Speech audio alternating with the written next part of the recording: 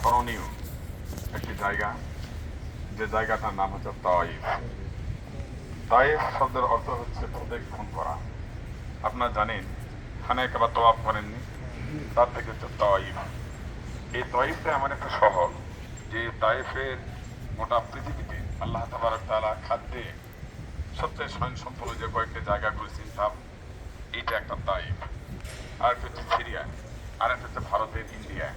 এই কটা জায়গাতে আল্লাহ তাআলা সরাসরি জান্নাত থেকে কি করেছেন, খাবার পাঠিয়েছেন, খাদ্যগুলো পাঠিয়েছেন। তায়েফ মানে কি, জিবরিল এই খাদ্যগুলো প্রদক্ষিণ করে করে এই খাদ্যগুলো এখানে সরবরাহ করেছে। এই একটা কারণে তায়েফটা গুরুত্বপূর্ণ। তায়েফের ঐতিহাসিক প্রেক্ষাপটটা হলো এই, তায়েফ সাইনিউল মাদাইনুল আরবি, মদিনার সবচেয়ে দ্বিতীয় প্রাচীনতম শহর হচ্ছে কোনটা? তায়েফ।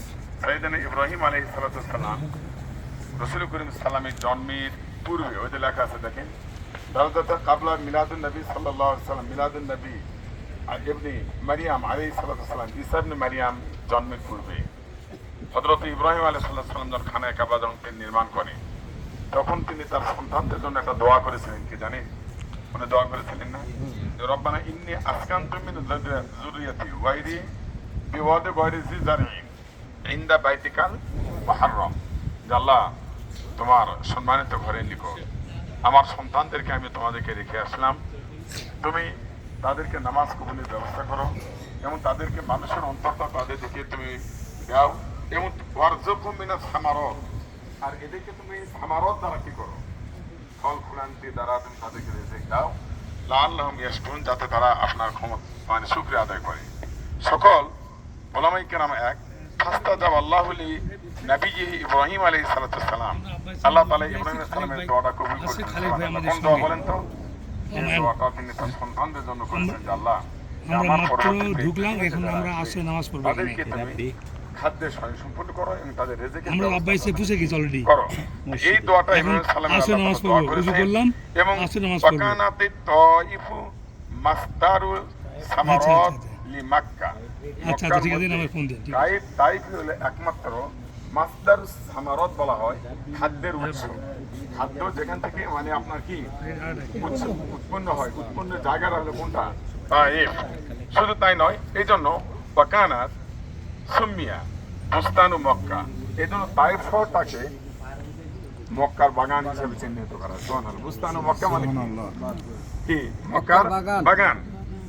ওয়াকাযালিকা কাওলুহু তাআলা, এই জন্য আল্লাহ তাবারক তাআলা মানি ওয়াকালু লাউলা নুজিলা হাযাল কুরআন আলা রাজুলিন মিনাল ক্বরিয়াতাইন আযীম। রাসূল করিম সাল্লাল্লাহু আলাইহি ওয়াসাল্লাম নবুয়তের দাওয়াত দিলেন, তখন মক্কার কাফেররা কিন্তু একটা দাবি করেছিল। কি জানেন? মক্কার কাফেররা বলে যে কোরআনটা দুই শহরের মধ্যে সম্মানিত কোনো ব্যক্তির উপর অবতরণ না করে কেন এই কোরআনটাকে অবতরণ করা হলো সমাজের একজন গরিব পিতৃহারা একটা এতিম বাচ্চার উপর আল্লাহ তাআলা কেন কোরআন অবতরণ করলেন?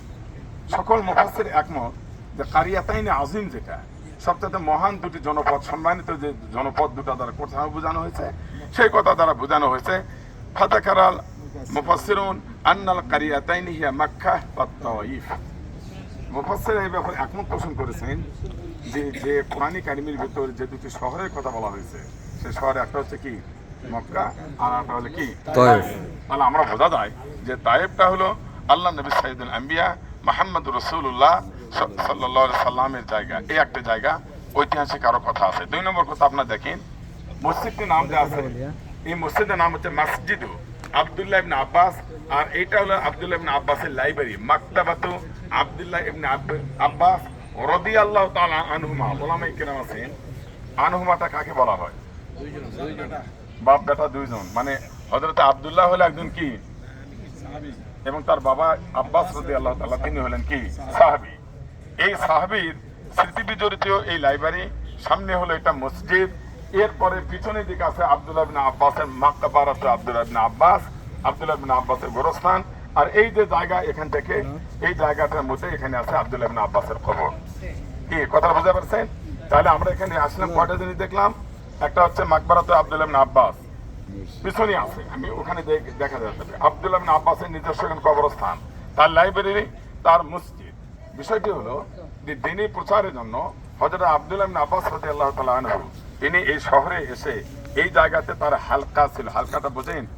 যারা আব্দুল্লাহ ইবনে আব্বাস, এখানে ওলামায়ে কেরাম আছেন, আব্দুল্লাহ ইবনে আব্বাস উনি কিন্তু একজন বলা যেতে পারে কি রুইসুল মুফাসসিরিন, মুফাসসিরদের সর্দার, রুইসুল মুহাদ্দিসিন আব্দুল্লাহ ইবনে মাসউদ। এই যে কথাগুলো কেন বলা হয় জানেন? ওনাদের এখানে হালকা ছিল, উনি যখন তাইফের দিনে দাওয়াত দিতেন এই জায়গাতে তিনি আর আসর ছিল হালকা ছিল, যে হালকা করে তিনি সাহাবায়ে কেরামদেরকে তিনি দিনের দাওয়াত এবং তাবলীগ তিনি করতেন। আর এই দাওয়াত এবং তাবলীগে তার তাইফে অবস্থানরত তিনি এই জায়গাতে মারা যান, যার কারণে তার কবরটা এখানে। তার স্মরণে তাইফ বাসী এখানে একটা বিশাল গোরস্থান করেছে, এই গোরস্থানের নামটা দিয়েছে মাকবারাতে আব্দুল্লাহ ইবনে আব্বাস। তার স্মরণে এটি হচ্ছে লাইব্রেরি মাকতাবাতে আব্দুল্লাহ ইবনে আব্বাস, তার স্মরণে হচ্ছে মসজিদ, যার নামটা হচ্ছে মসজিদ আব্দুল্লাহ ইবনে আব্বাস। আমরা এখানে বেশি আর দেরি না করে দোস্ত আমরা নামাজটা পড়ে নিতে পারি নাকি?